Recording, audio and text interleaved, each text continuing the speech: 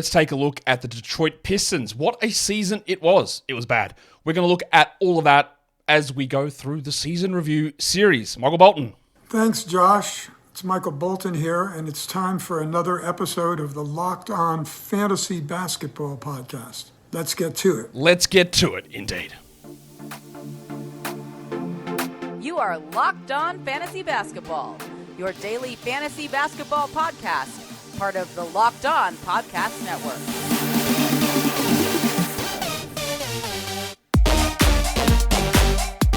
Hello and welcome to the Locked On Fantasy Basketball Podcast, brought to you by Basketball Monster. My name is Josh Lloyd, and it was actually my idea to draft Michael Penix Jr. in the first 8 picks, number 8 overall, in fact. Yeah, good idea. I'm also the lead fantasy analyst at basketballmonster.com, and you can find me on Twitter as always, at redrock_bball, on TikTok at redrock_bball, and on Instagram at LockedOnFantasyBasketball. Today's episode is brought to you by Monopoly Go. I admit it, I have got a competitive side, and it is a big fan of Monopoly Go. It is the mobile hit twist on classic Monopoly, so join your friends and download Monopoly Go now, free on the App Store or on Google Play. Thank you also for making Locked On Fantasy Basketball your first listen every day. We are free. We are available on all platforms. Why don't you double bang? Why don't you thumb up? Why don't you leave your comments down below? We are doing these season review shows. Now, in the past, many years ago, when I would do these, I would go through and I'd look at every single player, all 18 players, and go through them in detail. In the end, I think that's probably not worth it. There'll be some of you who play Dynasty Leagues, all that sort of stuff, that there's a small part that makes sense. But I think overall, in terms of the way that we manage our time, I don't think that's necessarily worth it. We're going to go through the main players on each team. We're going to go through the team in general, the way things can change over the off-season. Just as a general overview, again, focusing on the players who are just more important, not only to the team, but to fantasy basketball in general. So, again, these things are a work in progress. We might do the first 2 shows and go, oh, maybe I should change this little part of it. That's how this stuff has to work, and that's what we're going to do. And we're going to start with your mates, the Detroit Pistons, because that's what we do. We start at the bottom. And unlike Drake, I don't know if we ever get to the top, but we'll get there eventually. Maybe. We'll get to the best team eventually. Who that is, I've got no idea. But I know who the worst team is. It's these blokes. The Detroit Pistons, who had an absolutely, just a horrific season. Like, I couldn't say it any other way. Like, honestly, just a terrible, terrible year from a team that thought they would be good. They thought they would be better. They were making splashy coaching hires. They thought they would be good, and they were foolish, obviously. They finished 14-68. Of course, they broke the record for most consecutive losses in NBA history. They had a minus 10.2 net rating, which, by the way, is horrific. They were somehow only 28th on offense and only 25th on defense. They were, equally bad, but not the worst in either category, which is a little bit interesting. Their preseason over-under was set at 28.5 wins. Now, that is a staggering number, to be honest. People just had a lot of hope, I guess. For what reason, I don't really know. But there still remains people who were high, not anymore, but were high on old mate Troy Weaver. Just thought that Monty Williams would bring the huge improvements and big things happening in Detroit. Now, when I looked at them, I had them at 23 wins. I had them improving. They got worse. They won 17 the year before. That's 31 wins in 2 years. I had them at 23. So I was off, obviously. But I actually did have them at 23. No, I had them at 23 initially. Then I think I did adjust it down. No, 23 was right. My bad. I had them at 23 wins. So I went under correctly. But man, I didn't, and I don't think you could reasonably expect anyone to win 14 games. That's how bad it was. So what does this mean for the draft for them coming up? Well, they've got their first round pick, obviously. It's not that obvious. It is actually a traded pick. They just get protections on it because it's lottery protected. It can be either pick 1, 2, 3, 4, or 5. They've got a 47.9% chance of it landing at pick 5. That is what happened last season. They had the worst record and got the 5th pick.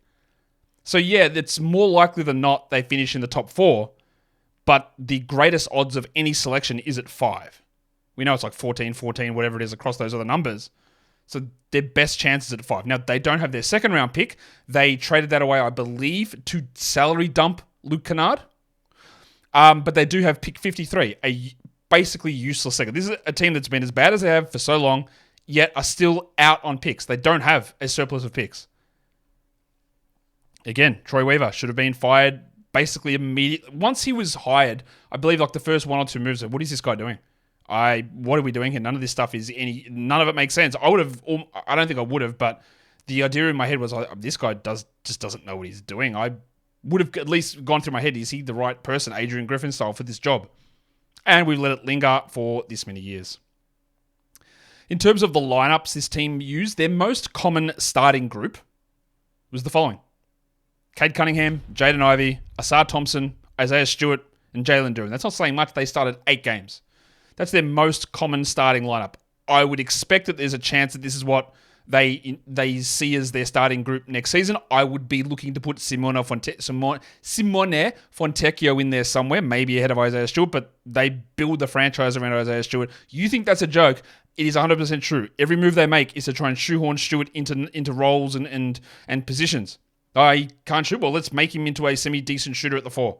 He's not big enough to be a center. Like, they make everything around him, which is, again, insane. That is why they won 14 games. That's their most common starting lineup. Their best 5-man group did not include Ausar Thompson. It actually did include Isaiah Stewart, so I am being a little harsh. But it was Cade, Jaden, Fontecchio, Stewart, and Duren. And that lineup was actually a plus 9.1, which is pretty good. They didn't play a huge amount together, but that was impressive. That's good news. The offseason, when we're looking at free agents, they don't have many big issues, I guess. You've got James Wisman, who's restricted, Malachi Flynn, 50-point legend, who's restricted, Simone Fontecchio is restricted, and Jared Rhoden, who's a 2-way guy. He's 2 ways up, he's restricted. That literally doesn't matter. Nobody cares about these 2-way guys, but I'm just going to include that name there for completeness. That will be the last time I say the name Jared Rhoden. But Wisman and Flynn, Fontecchio they'll bring back. I don't have any problem with that. They shouldn't bring back Wisman. Flynn, debatable, but realistically, he's their 3rd or 4th string point guard. I know he scored 50, but Cade, Ivey, Sasa, and then whatever happens in the draft, there should be no priority for Malachi Flynn. Unrestricted guys, it's really just, at this point, Taj Gibson, who was on a 10-day, then came back at the end of the year. No, we don't need to worry about it. He's 50 years old. There are 3 guys with team options, and one of them is the diseased scrotum himself, Evan Fournier.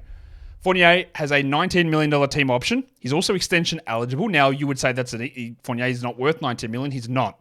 But picking up the team option gives you more flexibility in terms of not losing on a salary slot, not that they're at the cap or anything like that.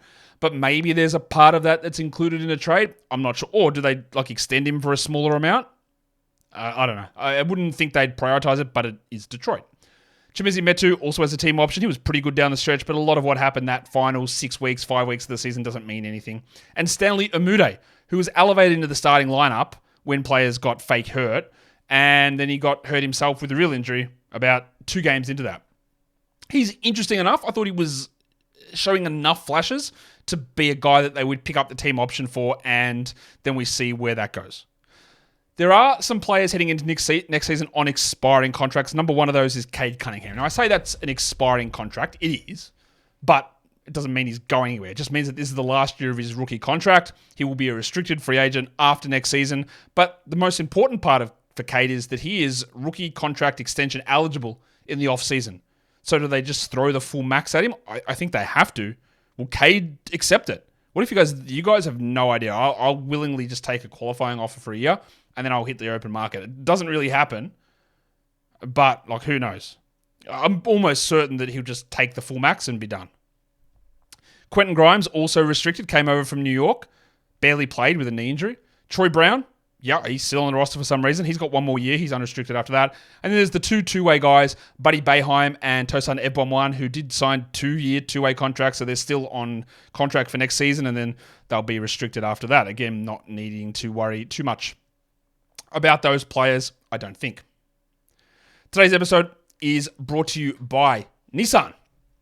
Are you the kind of driver that likes to push things a little further? Do you ever wonder what adventure could be around the next corner? Well, our friends at Nissan have a lineup of SUVs with the capabilities to take your adventure to the next level. The 2024 Nissan Rogue is perfect for city drives and great escapes. It's got class-exclusive Google built in, which is your always updating assistant to call on for almost anything. Gone are the days of connecting your phone. You've got Google Maps, the Google Assistant, the Google Play Store, built straight into the 12.3-inch HD touchscreen infotainment system. The 2024 Rogue is the perfect mid-size crossover for your next adventure. The Nissan's incredible lineup also includes the 2024 Nissan Armada. It will change what you expect from a full-size SUV. Picture a rugged 4x4 that can seat up to 8 in first-class luxury and style.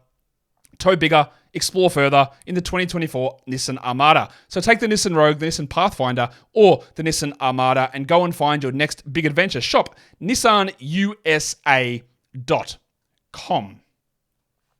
Today's episode is also brought to you by Monopoly Go. I'm playing this thing all the time. We talk about games or entertainment or whatever. Monopoly Go, just on your phone. You know Monopoly, but just playing this game is awesome. There's so much interesting stuff that we can do. You get friends, maybe. Just find people. Actually, people just come up as friends. Like, oh, you can be my Monopoly friend. I'll add you, right? We'll go through that. You attack each other's boards. You knock over their buildings. You raid their bank accounts, but they help you in other tasks. You accumulate wealth and properties like Monopoly. Fast roll across the board. Super fast pace Monopoly on your phone that you can play whenever you want. Taunt your friends. The interesting travel boards where you can see the different locations where the boards are placed. I don't know. There's just something fun about playing this game. So when you get to your phone, download Monopoly Go. Do it through the App Store for free or on Google Play. Monopoly Go. Game on.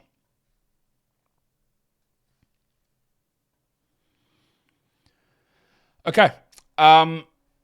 Let's talk about what we need to... What do we need to look at with this team? I think, is it the right... that's the graphic I should have hit earlier, but unfortunately I hit it now. Mistake from me. What we want to talk about are the starters. And by starters, I mean there are 6 guys on this team who started basically over 50% of their game. So I'm going to include those players as the starters.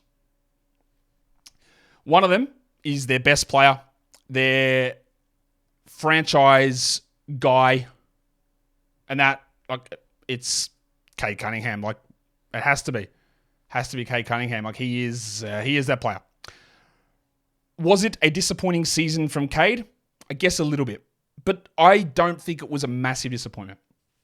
Cade is still only 22. He played 62 games this season. He had a knee injury in the middle of the year, which did limit him, but he still got to 62. He would have played way more than that had this team been competent. He played 33 minutes a night coming off the shin stress reaction surgery. He was drafted ADP of 35. He finished 41st in -1 ranks. He was 105th on Yahoo. Now, Yahoo, when you go into it, it defaults to giving you total rankings, which are complete garbage. They tell you absolutely nothing about trying to evaluate a player's season. Nothing at all. So Cade will come up as 105th. It tells you nothing. It also includes, unweighted 9-category rankings, which again, they don't tell you anything. They don't actually help you win the most popular format of fantasy basketball, which is head-to-head leagues, where the categories or points tells you nothing. So you can see the big discrepancy there. Cade's ADP was 35, like I said. He averaged almost 23 points with 2 threes, 4 rebounds, and 7.5 assists, 0.9 steals, and 0.4 blocks. Now, there were regressions here. I was expecting Cade to do better than 35. We've talked about this a lot. I thought there was an outside shot if everything went right of being a first-round player, and I still think he could be that at some point. But his rebound numbers went down. His defensive stats went down. I thought defensively overall, like the whole team, but he took a big step backwards. He shot 45 from the field, 87 from the line with 3.5 turnovers. He shot 49 from 2 and 36 from 3. And the big red flag there should be to you, why are you not hitting 50% of your 2s? Why is your finishing at the rim, giggity, so bad? Because it is. It's terrible. Cade's rim percentage, 7th percentile in the NBA at finishing at the rim. Compare that to an Ausar Thompson, 63rd percentile. Compare that to Jaden Ivey, who's at just 22nd. Cade needs to finish at the rim better. His athleticism is a little subpar. His finishing's bad, and that's probably my biggest worry with him. Passing, excellent. 3-point shooting, very strong. Free throw shooting, great. I would like to see more defensively in terms of steals, and I think that could happen, and we know they fluctuate a lot. But getting to 53% from 2 is what takes him into the top 25 very easily. Go from 4.3 to 5.3 rebounds, go from 0.9 steals to 1.3, and you're very comfortably a top 20 player. But that's the red flag to me, is the 49 from 2. Now, again, he hasn't played a huge amount. It's year 3 with a missed year in the middle. What I'm going to start doing on these shows as well is there's a site, Crafted NBA. I've used a lot of their stuff this season. There's a lot of very interesting and some dense information there as well, but a lot of interesting information. But they've got like a player similarity tool, which I think is intriguing. And it bases on a bunch of their criteria they use, not just like points, rebounds, assists, or nothing like that. It uses a bunch of the things that they use to evaluate players. Relative true shooting, like where you are compared to the league. Shot quality, free throw rate, relative three-point attempt rate, offensive load, creation. Like offensive load, like how much are you having to carry for the team? What is your portability? How do you move from team to team? How can you fit in? What's your passing skills? What is your deflection ability? What is your rebounding ability? What is your defensive impact in general? It looks at all of these different things, right? To be able to analyze your rim protection, your defensive versatility. All of these things. It's an advanced stats site. It has basic stats too, but advanced stats. But then it does a thing where you can look at the historical similarities. And the number one most similar season to the season that Cade just had through all of those things, not looking at points, rebounds, assists, which is part of it though. The most similar season was the second season from Darren Williams. Now, that was the year before he really... It was his first year, he struggled a bit, Darren Williams. Second year, he stepped up. And then third year, he became a most improved player, like finished third or fourth, and then moved into all-star territory after that. So, Darren Williams obviously had a lot of injuries towards the end of his year, but that's encouraging.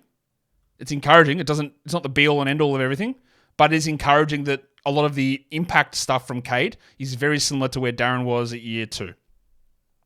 He was 75th percentile Cade in estimated plus-minus from dunks and threes. Crafted plus-minus, which uses a bunch of other advanced metric from Crafted NBA and blends them into one number, including drip and Darko and BPM, and I can't remember the other ones I have in there. It had him 40th percentile, which is a little bit of a worry, but it does show just a big difference between where they are. That one, I know that the crafted plus-minus number really does, I believe, over-index the defensive problems. They are a problem. But we don't need Cade to be an excellent defender, and on a better team, Devin Booker style, I think he will become a solid to passable defender. So I'm not really that worried about it. EPM's got him 75th percentile, which is pretty good. So overall, there's our Cade Cunningham chat. I would be very comfortable with him in round 3 next season. I think he took big steps forward over the course of the year. I'm a little bullish on his overall ceiling outcomes now. Again, Crafted does a peak projection. It doesn't love him, but it does have a best case scenario of him being like, if everything comes together, best case is 4th best point guard in the NBA, and I can still see that, which would be a top 15 fantasy player pretty easily. The next player that is a little bit interesting here for us is the passport legend, Jalen Duren. Duren, I thought, was a pretty big draft steal. We talked about him on draft improvers or draft sleeper type guys last week. He's still only 20. He's incredibly young. He played 61 games, fewer games than Cade, actually, which, again, I don't think many people would say that. Like, Cade's always injured. Duren, fewer games. 29 minutes for Duren. He was 63rd in -1, 109th on Yahoo.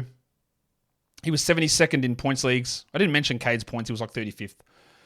Duren had a 93 ADP. He averaged 13.8 points, 11.6 rebounds, 2.4 assists, 0.5 steals, and 0.8 blocks, shooting 62 from the field, 79 from the line. Really good free throws. 2.1 turnovers, 62% on his twos, didn't really take any threes. Didn't hit any either. What do we look at from those numbers? Well, he's just basically a typical big man minus the blocks. Solid enough points, great field goals, very good rebounds, very impressive free throws, but nothing else. 0.8 blocks is quite poor. I think that he was very bad defensively this season, and that's where I have my worries with Duren. It's very easy to say he's young because he is. It's very easy to say, well, he'll get better and he's their center of the future. I am not convinced of that. I'm not ruling it out. I don't think that he's trash. What we saw from him this season was quite troubling, I thought, from a what are you doing defensively scenario. And that's why I don't over-index too much on the Cade defensive stuff, because when your center is as poorly performing as what Duren was, it's hard for a perimeter guy to make that much of an impact or to not look terrible as well. The similarity concept for Duren was actually year 3 of Ivica Zubac's. And I think that's sort of fair. Zubac is a solid enough center who doesn't really flash anything huge. He's a much better defender than what Duren currently is. Duren's probably got more offensive upside, but he's never going to be a shooter or a facilitator, even though he's a solid passer. He's never going to be a high usage player. But I think what's good about these comparisons is it gives you a name to take a look at to go, he's not that good. So when you go, well, maybe Duren becomes, prime Andre Drummond. Or Duren becomes, what if he's Bam Adebayo, right? Maybe you think that and you go, actually, the similarity is suggesting Zubac's, which is fine. You can get a good career out of that, but maybe we need to watch where we're at with him. His EPM was 66th percentile. His crafted was 38th. So again, pretty bad. And a lot of that, the EPM's solid. The crafted is pretty bad, a lot of it due to defense. And I worry more about that for a big man like Duren. And look, he could really shoot up and be an excellent fantasy guy. Just have 1.5 blocks. If he had 1.5, 1.6 blocks, then we're talking about a much higher rated guy. But it is also worth mentioning that when I am trying to look at this stuff and weight these projections, or not projections, weight these rankings, I am downplaying some of the lower volume stats and the percentages because I do think that they do over-index and provide incomplete information for us. But Duren is young. That's a positive. It's made some steps forward. They did commit to him, but I don't think that's a long-term. Like, they could draft Alex Sarr at pick 1. Sarr looks solid defensively, and then Duren's an afterthought. That is a very easy to see scenario, I think, with this team. That's not like, well, we've got Duren, we cannot take Sarr. But it is Detroit, so who knows? Troy Weaver might bring back Dwayne Dedmon and cut him before he plays a game. That's possible as well. Cutting legend, Troy Weaver. Today's episode is brought to you by DoorDash. Mother's Day is coming up. It is very, very close. So when you're looking to get something for mum, sometimes you go, do I have to leave the house? Like, I forgot. I got to go do this. Well, DoorDash, you can get your Mother's Day gifts. We're not going to forget because I'm telling you now early. But DoorDash can get you those things delivered same day to your house. Does your mum like flowers? Bit of a sweet tooth? Some clothes? Maybe it's a tech thing that your mum's into. Whatever it is, and you want whatever you need to get to help make your mum smile, you can get it delivered with DoorDash. You can get flowers, pair them with a gift card, whatever it is that you want. You can't really do it wrong. Like, it's so easy to go through and find the right gift that you need. And if you've got a Dash Pass membership, you'll save with a $0 delivery fee and reduce service fees on eligible orders from Dash Pass merchants that meet the minimum subtotal. Other fees, including service fees, will apply. Terms also do apply as well.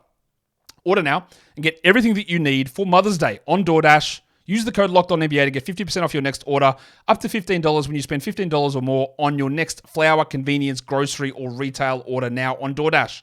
That is LOCKEDONNBA. Order using DoorDash today. Terms apply.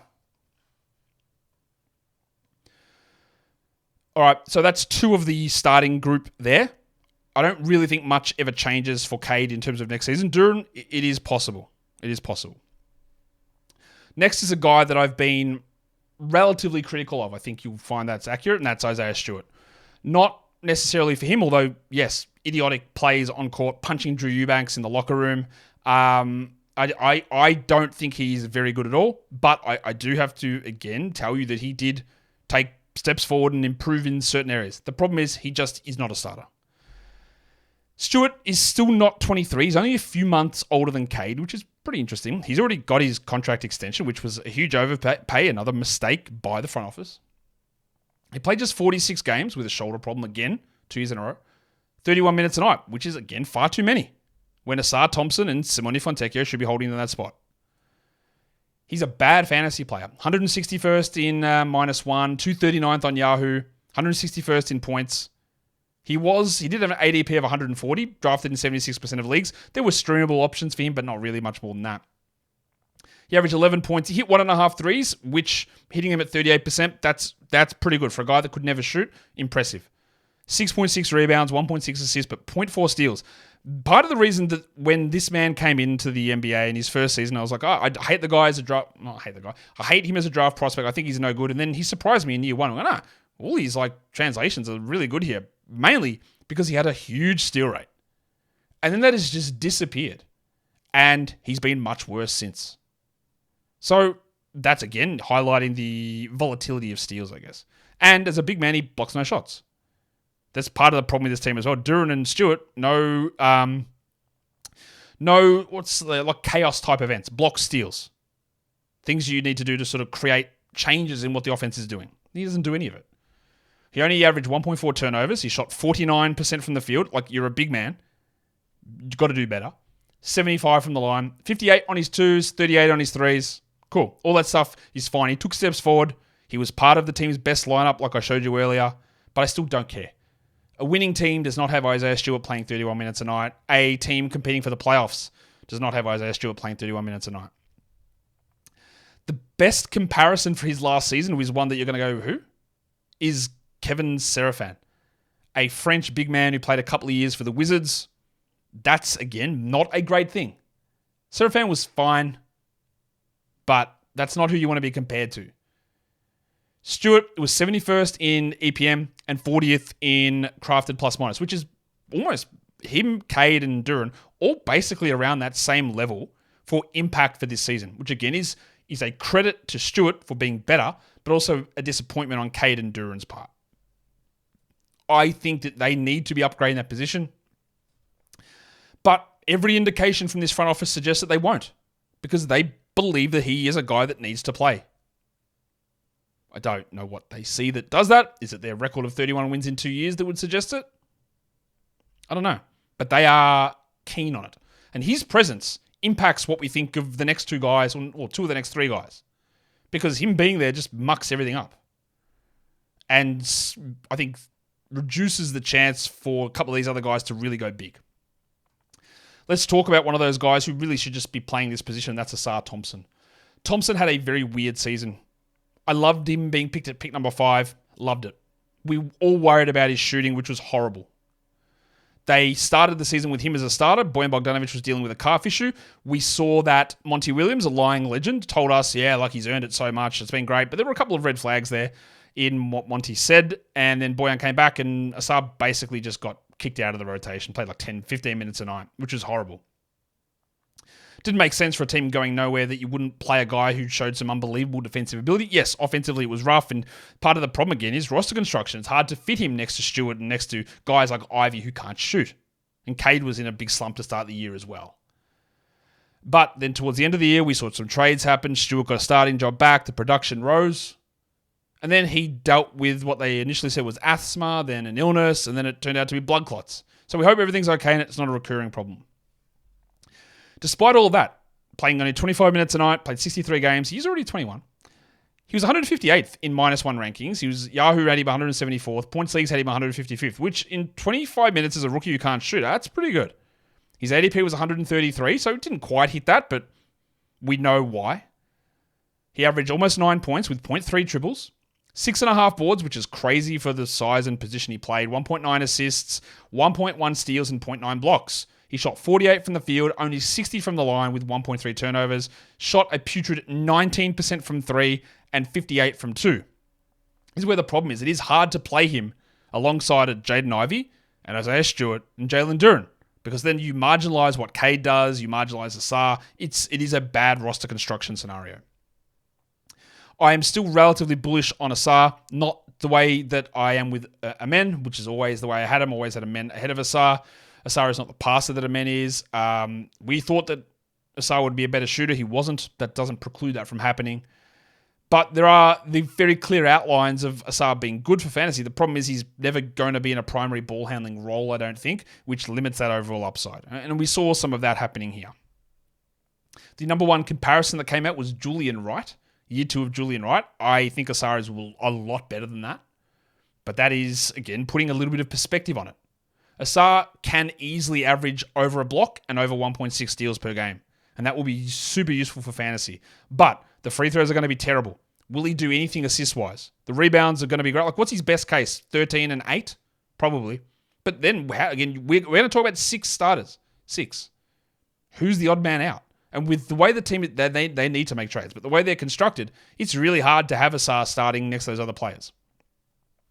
He was 71st percentile on EPM, very interestingly, 60th on crafted plus minus. So that site loved him way more for his defensive impact. Again, defensive play and versatility, deflections, all that sort of stuff factors a lot more into that formula. As you see, the guys with poor defense, Duren, Cade, Stewart, drop way down. Great defense, Ausar pushed up, which I get it. Defense is half of the game. I don't think that it's half as important in terms of impact for a player, but that's something that is worth monitoring. I was pretty bullish on Jaden Ivey as a prospect. I didn't love him. I didn't have him in the top 3. I did have him 4th in that draft. I loved his speed. I loved his attacking. I worried about the shooting. I worried about the defense. I'm not giving up on him, but it's been pretty bad. He showed some flashes at the end of last season, only when Cade Cunningham was out. This season, he got absolutely jerked around by Monty Williams. Didn't start for big periods of time, was the 11th man in the rotation, lost all confidence. Yeah, look, he sucks. Defensively, terrible. Shooting is not very good. But again, the team is going nowhere. And this is a top 5 pick that maybe you want to see how it works. I don't know. He's 22. He's only a few months younger than Cade. He came out as a sophomore. Played 77 games, played 29 minutes. So he actually did pretty well to get up to 29 minutes after whatever happened for the first 6 weeks. 162nd in -1, 191 on Yahoo, 137th in points. He had an ADP of 93. I think I was looking at him around 120, that sort of zone, because I was very worried about usage and assist rate with with Cade back. And that was true. But then I couldn't foresee what would happen with Monty and all that sort of stuff. He averaged 15 points with only 1.6 threes, 3.5 rebounds, which is bad, and 3.8 assists. And like so many of their players, nothing defensively. 0.7 steals and 0.5 blocks. He shot 43 and 75. He averaged 2.5 turnovers to 3.8 assists is a terrible ratio. Shot only 49 from 2, so that's the Cade problem, and 34 from 3, so a worse 3-point shooter than Cunningham. His number 1 similarity score was Archie Goodwin. Remember that bloke? Played a little bit for the Suns, flashed a little bit, and then just disappeared. Extreme athleticism, couldn't shoot. And would you say that those 2 phrases fit Jaden Ivey at this point? Yes. Saying that this is the similarity is what it is. It doesn't say that his career is Archie Goodwin's career. It says that this current season that Jaden Ivey had, analytically, advanced stats-wise, compared closest to Archie Goodwin, which is a bad sign. But doesn't mean he can't change that. Crafted plus minus hated him. 4th percentile. 96% of NBA players were better. He was 61st in EPM. Again, Crafted works on a completely different sort of scale. Not different scale. They prioritize different things. I still probably lean EPM as my gold standard advanced metric, but it is worth having just a different perspective on this stuff. So I don't think that Ivey can ever be a great fantasy player next to Cade. I don't think the shooting is ever going to be there. The problem, again, I'm going to have with him is that he's a player that needs the ball in his hands quite a bit. And if you do have the ball in your hands quite a bit, I don't think your team is good. And that's just a terrible combination where, yeah, you can put up numbers if you're in charge. The problem is that your team goes nowhere and you cannot sustain that role. So what do you do differently? Well, passing, no. Defense, no. Shooting, no. Volume, no. That's a very big red flag for me as to where he is. Very big. I'm very concerned about, look, he could get traded somewhere, they could move on and upgrade some shooting, go somewhere else and be solid. But in a role where does it actually lead you to being a winning team? That's probably where a lot of my concerns come in. So I am pretty down on Ivey at this point, relative to where I used to be. Not giving up yet, of course, it's 2 years in, he's 22. After year 3, we need to see some big changes though. Let's go to Simone Fontecchio. They brought him across from Utah with a trade, which actually was a good one from Troy Weaver. Didn't have to spend a huge amount. I still don't love the move for a team going nowhere, but just getting capable shooting in there. Then he had a fake injury and didn't play down the stretch. Fontecchio is 28 and he's a restricted free agent. That's part of the problem. I would love to see them bring over old mate. Now, who do they have? I think is it Matteo Spagnuolo they have? I can't remember if they got Spagnuolo or Procida. Anyway, I think it's Spagnuolo they've got. Probably should know that. Anyway, just to have the Italian mentor there to help transition into the NBA, I'm going to go check that because it's annoying me that I don't remember. And now I realise I got all that wrong anyway. So I went and checked it. Procida was on Detroit and he was traded for Fontecchio. There you go. So in Spagnuolo's for the Wolves. So there you go. So forget all that. Fontecchio's full season numbers, he played 66 games, 25 minutes. He was 209th in -1, 169th on Yahoo, 211th in points. He's not a strong fantasy player. He averaged 10.5 points with 2 dribbles, 3.7 rebounds. As a power forward, small forward, he's bad. 0.7 steals, again, fits in with Detroit perfectly. No one to block shots, no one to generate steals apart from Ausar Thompson. He shot 46% from the field. He shot 81.8 from the line.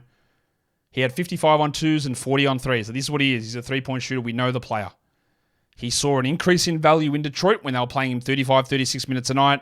But that's what he is. He is tall, but he healed, which we know for fantasy you need a lot of minutes and to get the proper amount of shots for that to actually mean anything.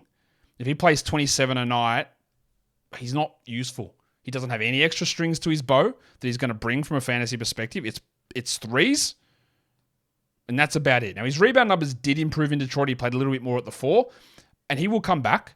But so much is going to depend, again, on what they do with Stewart, what they do with Ausar. Because where does he fit Fontecchio? Does he start at the 3? Does he start at the 4? Is it Fontecchio and Stewart at the start? Is it Thompson and Stewart? Is it Thompson and Fontecchio? He's going to get good minutes, but probably not enough that I care, honestly, for fantasy at all. His most similar comparison was George Niang, which makes a lot of sense. Niang does nothing apart from shoot threes. This was year 7 for Niang, which was his final season in Philadelphia before moving to Cleveland, so a year ago. And that tracks. A good 3-point shooter who is not doing much more. And that's really what Fontecchio is. He was 73rd in EPM. He was 41st in crafted percentile, that is. 41st percentile, 73rd percentile, which is okay, but nothing to write home about, nothing that blows me away, no hidden gem with hidden upside, with hidden stuff that's going to change. I don't think anyway. I'm just he's fine, Fontecchio, and he filled a big need for this team. But honestly, if they are a serious organization, they aren't. But if they are a serious organization, they would be looking to make moves to open the correct things up in the offseason. He played 16 games for the Pistons, 30 minutes a night he averaged there. He shot 48 from the field and 43 from 3, so that's high, obviously. 15 points with 4.5 rebounds, but still no steals, no blocks, no assists. It is what he is. He's a points and threes guy. Not controversial. And they're your 6 starters. I don't know how they're going to distribute it and what can change, but they might also get pick number 1 and then that guy starts. But at the moment, there's 6 guys I would consider starters on this team. What about the other guys? There's 3 more players that I want to talk to you about here. 3 more. Number 1 is a first-round pick from the season that just went by, and that's Marcus Sasser. Sasser is already 23 and a half years old. He played 71 games, 19 minutes a night. He went from being the guy that Monty Williams would like at times to being out of the rotation, to being back to the guy he likes, to being out. He was all over the shop. And that happens a lot with rookies. But I would suggest that part of the reason that you trade up to draft an experienced point guard is that they are NBA ready. And you know what? That is just one of the biggest fallacies that exists. It is not real. It's not a thing. Why do teams still do it? I don't know. I have no idea. 256th Sasser was, 218th on Yahoo, 252nd on points, wasn't drafted anywhere. 8 points a game, 1.8 rebounds, 1.3 triples, 3 assists, 0.6 steals. Again, low steals for a guy that had high steal numbers in college for Houston. It's not terrible because he only played 19 minutes. It's still not great. It's 0.9 to 1 steal per 30 minutes. It's not very good. 47% on his 2s, 38 on 3s. They're Cade Cunningham numbers, which is why I'm down on Cade because the 2-point percentage is very low. And rookies, you expect it. Third-year players, not really. Sasser's number 1 comparison was rookie year Kendrick Nunn. Now, we know Kendrick Nunn was right up there for rookie of the year. He shouldn't have been, Just horrible, horrible voting, I thought. And then Nunn was out of the league 2 years later.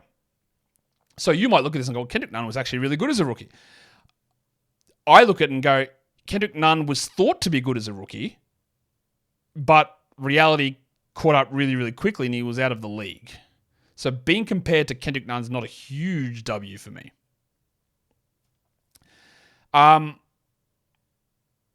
His EPM was 35th percentile and crafted was 16th. It's really quite poor. I see no real future in Sasa, honestly. He's a guy that's short, but not really a point guard. Doesn't really pass well, doesn't really have good vision. Supposed to be a really good defender, didn't really do that. Shooting will improve, I'm sure. 38% from three as a rookie is strong. He will have really good games. But I saw this at Summer League for him as well. There's a thing about this guy that people love. Didn't he have a game in Summer League where he went scoreless in the first half and then shot 12 of 12 in the second half or something like that? And everyone talked it up. He's going to be a very hit or miss player. And I don't see future starter or anything super positive with what Marcus Sasa... He is a rookie, but he's older than nearly everyone we spoke about. Stewart, Duren, Ausar, Cade. He's older than all those players. There's someone else I think I'm missing there. Not Fontecchio, obviously. Ivey, yeah, he's older than everybody. Which is not ideal. This is the guy that is really interesting to me, Quenton Grimes. Grimey had a terrible year. Started the year as the starter for the Knicks. Lost that position eventually. And then had knee problems. Came to Detroit, barely played, knee problems again. A lot of the advanced analytics stuff, and this is something also that Crafted does, has got a bunch of little things you look at the team. They've got something called the young core section, where it has a bunch of different advanced analytic cutoffs to tell you who are the young guys that are worth looking at. And on this team, it's Duren, it's Ausar, it's Cade. They do have Stewart in there, but the fifth member's not Ivey. It's Quenton Grimes. It's very something to watch for me. And in terms of, they also got another section, like what is their versatile lineup when you want to chuck out there for versatile defenders. Unfortunately, they couldn't get 5 guys out on their team because they don't have enough players that are good enough. But it was Ausar, it was Stewart, it was Fontecchio somehow, and it was Quenton Grimes. They have a list of like, who would be your ideal closing 5? Quenton Grimes. Name just kept popping up. And when you look at his numbers, nothing would suggest they should be. But that is just something where I go, his name just is always there. What's happening with that? His fantasy ranks are terrible, 330th, -1. He was drafted in 12% of leagues at 150. He averaged 7 points, shot 37 from the field, 2 rebounds, 1.3 assists, 0.7 steals, low again. Shot 34 from 3, 47 from 2, really bad numbers. His best comparison was year 4 of Svi Mihailuk, which I believe was the year that Svi was in Detroit. I think Svi was in Detroit for that year. He was 44th on EPM and 24th on Crafted plus minus. But if you want to talk about a bloke that fits next to Cade, next to Ausar, a lot better than what Jaden Ivey does, this is the man. He is 24. He played 51 games at 20 minutes a night. He was that player. I had this list of guys of who is a player that I want to watch at the trade deadline to see if they get traded into a position where they get a chance to do more. Now, unfortunately, this position didn't eventuate with Detroit, and it never would because of who they had there, Ausar and Ivey and Cade. But if they do make moves and move things around, like having a guy like Fontecchio, a guy like Ausar, a guy like Grimes, like having those guys and upgrading Duren to someone who can shoot makes the team function. So I'm not investing heavily in Grimes for Dynasty. I think the last 2 years have been pretty sort of weird, well, especially last year with the knee injury, the trade. Things fell away. I am not writing him off as a player. I think there is a solid Danny Green-ish career potential minus the blocks that Danny would provide. But in terms of offensive contributions to winning, 3-point shooting, ball handling, and what is one of the more important things to me, scalability. Do you want him to do more? Then he can do it. Do you need him to handle the ball, Juice McBride style, I guess, for the Knicks? Do you need him to handle the ball and up usage because the guys are out? Sure. Step back and play a role? Can do it. Be a shooter, be a defender? I can think he can do all of it. Now, I feel like I'm hyping Quenton Grimes up a lot, and he sucked this season. But I'm just not going to give up on him just yet. Not just yet. We've got one more player that we do need to talk about, and that's only because people talk about his name a lot. I don't know why the graphic's coming up like that. I'm going to go in and adjust that because I don't like it. All right, this should be better. That's a better one. We're talking about Blunty, Jim Wisman. The man sucks. There's no question about this. He's bad. He's not worth a top 10 pick. I thought he was a top 10 pick. I didn't think he was a top 5 pick, but yeah, we all got that wrong.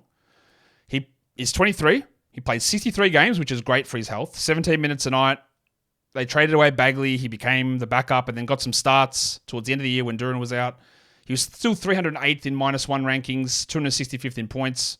Some people drafted him. 13% of people drafted him at 140 in leagues. I don't know why. He averaged 7 points with 5 rebounds, 0.9 assists, 0.2 steals, and 0.6 blocks. They are horrific numbers. Where are your steals, assists, blocks? Do something.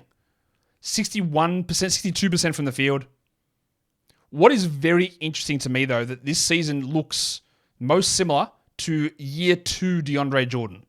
Again, what I will stress to you, though, is that these similarities aren't to say that you are on the trajectory of DeAndre Jordan's career.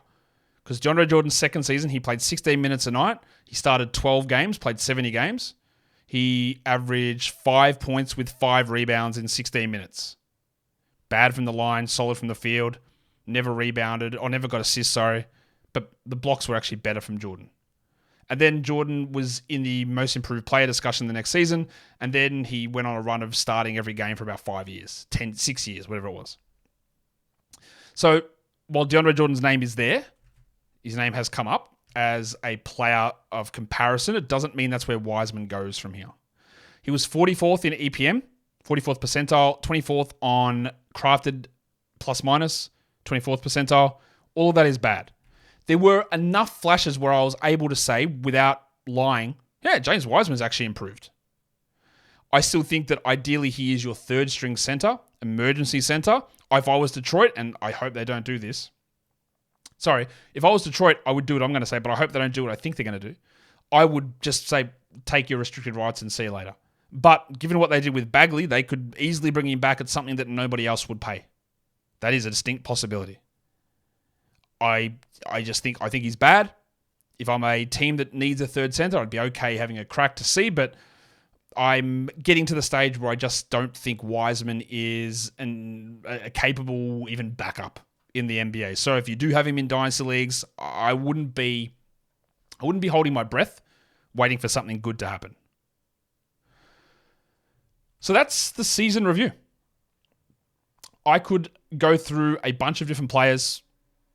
Like, I'm not going to talk at length about Chimezie Metu, Evan Fournier, Emude, Ev11, Flynn, Roden, Troy Brown, Jalen Noel was on this team, Taj Gibson, and Buddy Boeheim. I don't think there's any point with digging into all of their numbers. The only marginally interesting name there is maybe Metu, but again, so much of what he did at the end of the season just really meant nothing. So they're the main 9 guys that I think are important to get some sort of takeaways on. So that's the first of the season review shows. Just give it a thumb up. Leave a comment down below. We'll get better at these as we go along, I hope. Guys, we're done here. Thank you so much for listening, everyone. See ya.